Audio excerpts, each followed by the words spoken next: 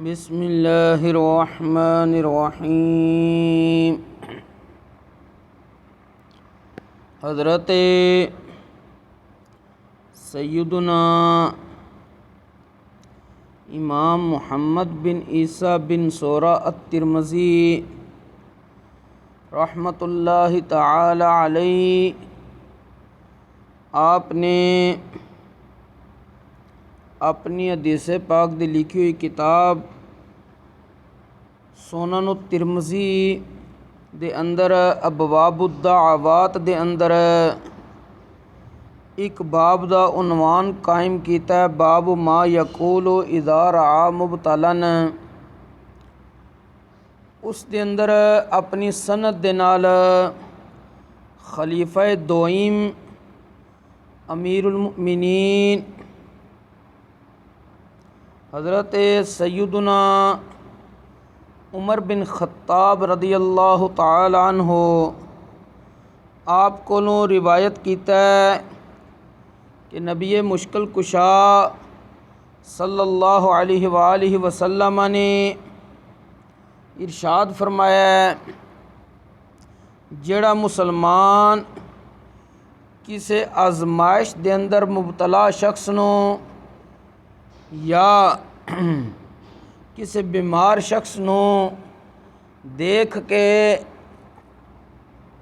اے والی دعا پڑھے تو دعا پڑھنے والا شخص زندگی بھر اس آزمائش اس بیماری تو محفوظ رہے گا۔ دعا دے کلمات کی نے،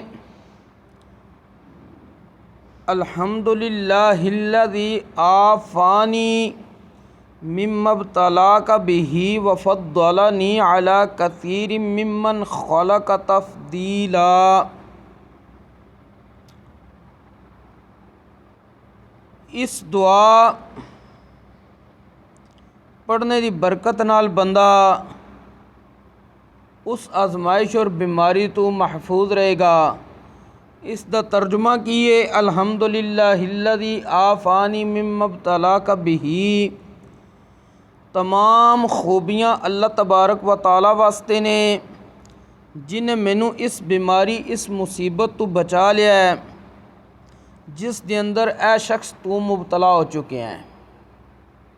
وفضلنی علی کثیر ممن خلق تفضیلا، اور اللہ تبارک و تعالی نے مینوں اپنی بہت ساری مخلوقات دے اوپر فضیلت بھی عطا فرمائی ہے، کیونکہ انسان نو اشرف المخلوقات بنایا ہے۔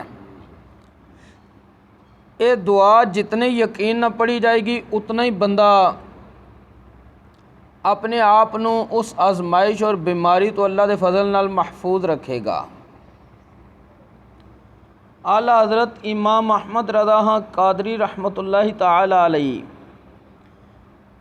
آپ دے زمانے وچ طاعون دی بیماری پھیل گئی، آپ نو بھی بہت سخت بخار ہو گیا۔ لوگاں نے کہا کہ مولانا صاحب نو لگدا ہے طاعون دی بیماری لگ گئی تو ہن آپ نہیں بچ دے۔ آپ نو جس وقت خبر پہنچی تو آپ فرمایا، مینوں ویسے بخار ضرور ہے لیکن یہ طاعون والا بخار نہیں کہ جس دے وچ بندے دا بچنا مشکل ہوئے، اور اے یقین رکھ لو کہ مینوں اس بیماری دی وجہ تی ہون موت نہیں آوے گی، یہ طاعون نہیں ہے۔ لوگاں نے کہا، جی تانوں کیویں یقین ہے کہ آپ نو طاعون دی بیماری نہیں لگی، حالانکہ وبا تے پھیل چکی ہے طاعون دی۔ آپ نے کہا، جس وقت میں ایک طاعون زدہ شخص نو دیکھیا سی تے اے دعا میں دیکھدیاں انہوں فوراً پڑھ لی سی، الحمدللہ الذی عافانی مما ابتلاک بہ وفضلنی علی کثیر ممن خلق تفضیلا۔ اے دعا جس وقت میں پڑھ لئیے تو اللہ تبارک و تعالی دی بارگاہ وچوں منوں یقین ہے، اور میں یقین کامل نال پڑھی ہے کہ پیارے آقا دا فرمان ہے۔ اس واسطے میں جس وقت یقین کامل نال انہوں پڑھ چکے ہیں تو مینوں طاعون دی بیماری نہیں لگی اور نہ ہی لگے گی، کیونکہ نبی کریم علیہ السلام نے فرمایا کہ جڑا شخص کسی بیمار نو یا کسی مصیبت زدہ نو دیکھ کے اے دعا پڑھے تے وہ دعا پڑھنے والا شخص اس مصیبت تو یا اس بیماری تو محفوظ کر لیا جاندہ وے۔ اور اعلیٰ حضرت رحمۃ اللہ تعالیٰ علیہ آپ نے مزید فرمایا اس دعا دیاں برکات بہت زیادہ نے، جنہ مرضاں واسطے جنہ بلاواں مصیبتاں دے مبتلا شخص نو ویکھ کے میں اس دعا نو پڑھیا بحمدہ تعالی اج تک انہاں بیماریاں تو انہاں مصیبتاں تو محفوظ ہاں، اور بعونہ تعالی ہمیشہ محفوظ رواں گا۔ اور پھر اگے بھی ہدایت اے ارشاد فرمائی کہ 3 بیماریاں نو ویکھ کے کدی بھی اے دعا نہیں پڑھنی چاہیے۔ اگر کسی ایسے شخص نو دیکھ دیو جس نو زکام ہے پھر یہ دعا نہ پڑھو۔